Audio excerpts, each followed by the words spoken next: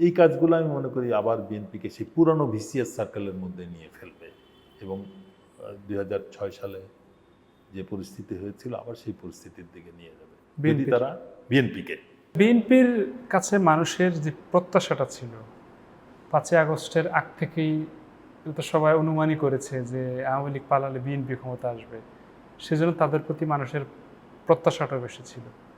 তো আসলে জনগণের প্রত্যাশা আর বিএনপি কতটুকু পেরেছে বা কী করছে বলে আপনি মনে করেন? এখানে বিএনপি সব থেকে যে বড় সমস্যা ফেস করছে, বিএনপিকে ফিল করতে হবে যে বিএনপি জুলাই আন্দোলন বা বিপ্লব যেটাই বলি, এই বিপ্লবের বিষয়ে বিএনপির অবস্থানটা স্পষ্ট না। জনগণের প্রত্যাশা যদি পরিপূরণ হয়ে থাকে হাসিনার পলায়নের মাধ্যমে, স্বৈরশাসকের পতনের মাধ্যমে, সেই বিষয়ে জনগণের প্রত্যাশাও ছিল যে সংস্কার হবে, পুরনো বন্দোবস্তের রাজনীতিতে দেশ ফেরত যাবে না।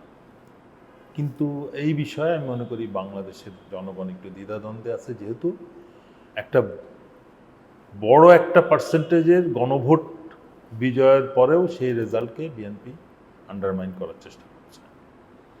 দ্বিতীয় হচ্ছে জুলাই বিপ্লবের প্রধান যে শত্রু বা যে অপশক্তি, সে আওয়ামী লীগকেই তারা ডাউটফুলি ডিল করছে। তাদের যারা ক্রিমিনাল তাদের বিচারের কোনো স্পষ্ট পদক্ষেপ এখনো নেওয়া হচ্ছে না। গতকাল সম্ভবত হাসানুল হক ইনুর যে রায়টা হয়েছে, এটাও বলছে মানুষ যে এটা কম্প্রোমাইজড হয়েছে। হাসানুল হক ইনুর শাস্তি আরও বেশি কঠোর হওয়া উচিত, কেন 10 বছরের সাজা 30 বছরকে একসাথে 3 ভাগে, মানে 3টা শাস্তি একসাথে কার্যকর করে 10 বছর হয়ে গেছে, মানে 3টা 10 বছরের শাস্তি দিয়ে একসাথে কার্যকর করছে। এটা একটা হাস্যকর, যদিও এটা না এরকম হয়ে থাকে, বাট তার ক্ষেত্রে এটাকে মানুষ কম্প্রোমাইজ হিসেবে দেখছে। এবং রাজনৈতিক এই সমস্ত বিচার যে কোনো সময় পরিস্থিতি চেঞ্জ হলেই সে আবার বেরিয়ে আসবে। তো সুতরাং একটা দেশের ছোটোখাটো অপরাধ করার কারণে পকেটমার, ছিনতাইকারী, চুরি ডাকাতি, অন্য তাদেরকে যেভাবে শাস্তি দেওয়া হয়, এই রাজনৈতিক অপকর্মের জন্য কিন্তু কেউ শাস্তি পায় না। বাংলাদেশের কালচারে এটা এখনো প্রতিষ্ঠিত হয় নাই। তো এই জিনিসটার থেকে আমরা বেরিয়ে আসতে পারছি না, এবং এটাই আমি মনে করি বর্তমান সরকারের জন্য বড় চ্যালেঞ্জ হবে, যে গত 17 বছরের যে অপকর্মটা হয়েছে স্বৈরাচার আমলে, সেই বিষয়গুলোকে যদি তারা কঠোরভাবে হিসাবে না নিয়ে আসে, বিচারের সম্মুখীন না করে, তাহলে তারাও একই রকম পরিস্থিতির সম্মুখীন হতে পারে। আমি কিন্তু যা সতর্ক করছি। আচ্ছা, কিন্তু এর বাহিরে, মানে আদালতের কথা আপনি বললেন, এর বাহিরে যা হচ্ছে, গ্রাম মফস্বল শহর থেকে শুরু করে শহরের ফুটপাত, এমনকি বার, যা যা হচ্ছে, এটা কি কোনো আওয়ামী লীগের আমলে যেমন চলতো তার থেকে ভালো, নাকি আরও বেশি ভালো? কি আপনি কি আইন শৃঙ্খলা পরিস্থিতি সব কিছুতে স্বাভাবিক? এটা তো একটা গোষ্ঠী হাসিনার কাছে মাপ চাচ্ছে, আগেই ভালো ছিলাম বলতে চাচ্ছে। অবশ্যই বাংলাদেশ দেশ হিসেবে আগের থেকে অনেক বেশি সুসংহত, কোনো সন্দেহ নাই। বাংলাদেশ একটা অপশক্তির কবলের থেকে মুক্ত হয়েছে, এটা সবথেকে বড় সুখবর। জনগণ কথা বলতে পারছে, যদিও সরকারের অ্যাটিটিউড যেহেতু পুরনো ধাঁচেই রয়ে গেছে, তারা কিন্তু পুরনো পদ্ধতিতেই সব কিছু নিয়ন্ত্রণের চেষ্টা করছে, যে আগের সিস্টেমটাকে, এই জন্যই তারা সংস্কারটাকে প্রমোট করে নাই। তারা এই জুলাই সনদটাকে আন্ডারমাইন করছে। এটা করলে আমি মনে করি যে দল ক্ষতিগ্রস্ত হবে ভবিষ্যতে। বিএনপি দল হিসেবে কিন্তু অটোমেটিক একটা অ্যাডভান্টেজে ছিল, যেটাকে তারা কাজে লাগাতে ব্যর্থ হবে যদি তারা জুলাই সনদকে টোটালি অবজ্ঞা করে। অবশ্যই তাদের সার্ভাইভালের জন্য জুলাই সনদকে কনসিডারেশনে নিতে হবে। এবং এই যে আইন শৃঙ্খলা পরিস্থিতি আপনি যেটা বললেন, এটা কিন্তু যেহেতু আওয়ামী লীগের শাস্তি হয় নাই, গ্রাম পর্যায়ে অপরাধীরা তারা নির্বিঘ্নে ঘুরতেছে, অল্প কয়েকজন শীর্ষ পর্যায়ের নেতারা পলাতক আছে।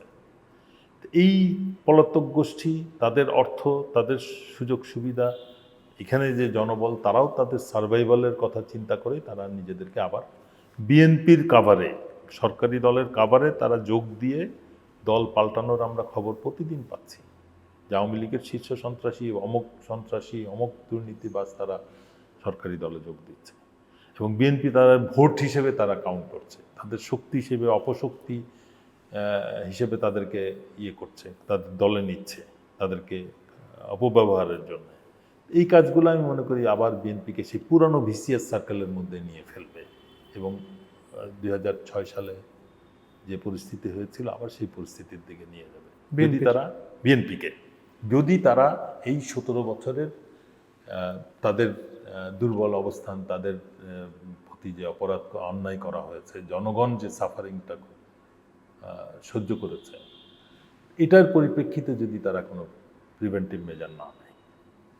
আচ্ছা, কিন্তু তারেক রহমান যা করতে চায় এটাকে আপনি কিভাবে দেখেন?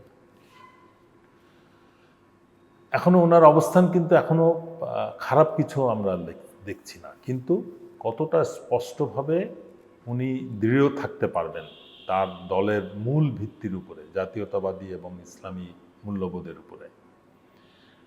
এখন যেটা এই মুহূর্তে যেটা ভয় আমরা উপলব্ধি করছি যে আওয়ামী লীগ ছিল একটা স্পষ্ট ইসলাম বিরোধী দল, যারা ইসলামিক যে কোনো রকম বাংলাদেশের 80% 90% মুসলমানের দেশে ধর্মচর্চাটাই ডিফিকাল্ট হয়ে গিয়েছিল। অপধর্ম অন্য ধর্মের জন্য বাংলাদেশ একটা স্বাধীন সার্বভৌম দেশ ছিল, বাট মুসলমানদের জন্য এটা একটা পরাধীন দেশ হয়ে যাচ্ছিল, ঠিক আমাদের প্রতিবেশী ভারতের মতো। এখন যেটা ভয় যেটা হচ্ছে, আমরা সংসদে মাঝে মাঝে দু একটা বক্তব্য দেখছি, নেকাব নিয়ে হিজাব নিয়ে প্রশ্ন উঠছে। এখন মানুষ যেটা ভয় পাচ্ছে যে সুগার কোটেড বা ইসলামী ভাবধারার কাভারে ইসলাম বিরোধী কোনো কাজে বিএনপি উৎসাহ দিবে কিনা। এটা যদি এই ব্যাপারে যদি তারা সতর্ক থাকে তাহলে আমি মনে করি বিরোধী দল বা ইসলামী দলগুলো বা মুসলমান মানে বৃহৎ জনগোষ্ঠীর সাপোর্ট তারা পাবে। আচ্ছা।